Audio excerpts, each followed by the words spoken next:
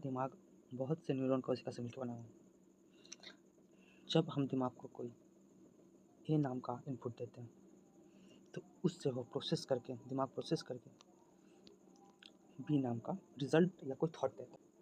अब कभी दिमाग को अगर फिर से ए नाम का इनपुट दिया जाएगा तो फिर वो बी नाम का ही आउटपुट या कोई थॉट देगा। ये इसलिए होता है क्योंकि हमारा दिमाग इसको स्वीकार कर चुका है और यह और कुछ रिजल्ट देना नहीं चाहता।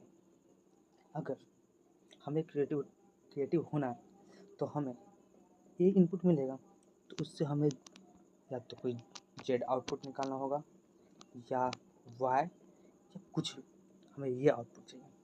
और जब ये हम आउटपुट निकालने लगेंगे ए थॉट से या ए इनपुट से तो हम क्रिएटिविटी अपने अंदर ला सकेंगे और हम खुद को क्रिएटिव कह सकते हैं।